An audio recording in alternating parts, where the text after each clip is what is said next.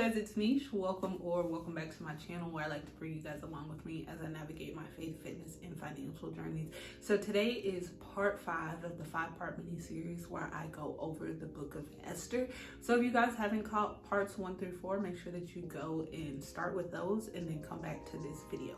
Chapter 9, it opens up, and I feel that the first verse of chapter 9 sets up the whole entire chapter. So it opens up and it says, "The 13th day of the 12th month, the month of Adar, the edict commanded by the king was to be carried out. On this day, the enemies of the Jews had hoped to overpower them, but now the tables were turned and the Jews got the upper hand over those who hated them."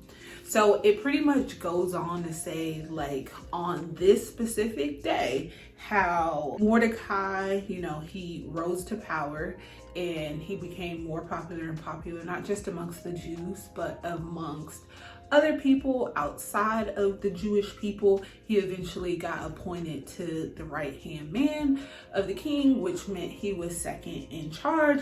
And then it says, in Citadel of Susa, the Jews killed and destroyed 500 men. It also goes on to say that Haman's 10 sons, they were killed.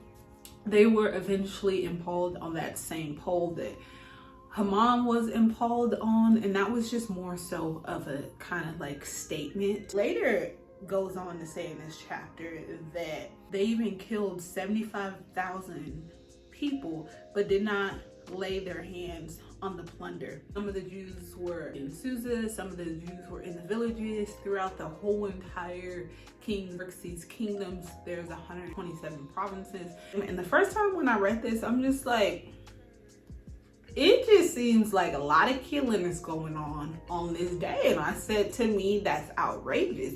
And then I had to step back and then I reread it again. And I'm just like, wow, like I was reading it from their standpoint. To imagine that you woke up on this day knowing that you were going to be attacked, most likely killed by all these people. So the fact that you as a group had to kill thousands of people on this day throughout the provinces really kind of magnifies how much you guys were hated by these other nationalities.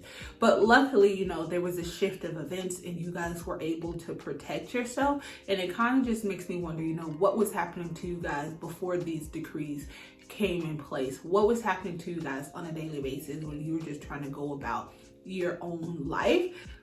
To have large numbers of people killed in the span of 1 or 2 days. It kind of depends on where you were on this actually last, but either 1 or 2 days, and then they either rested on the 2nd day or the 3rd day, depending on where they were, and that kind of turned into Purim as a whole, if you guys are familiar with that, which is just to commemorate like the deliverance of the Jewish people, how they overcame this potential genocide. But that kind of wraps up chapter 9. It's literally so simple. I believe it's only 3 verses, but it ends with how he worked for the good of his people and spoke up for the welfare of all the Jews. And they are just referring to Mordecai, how all of this was done in hopes of the Jewish people having a sense of freedom, not having to go about and hide their identity, hide their nationality, and everything that comes with kind of being in this place where you're not welcome. But throughout the whole entire Book of Esther, there were a few things that I thought were present aside from some of the common ones.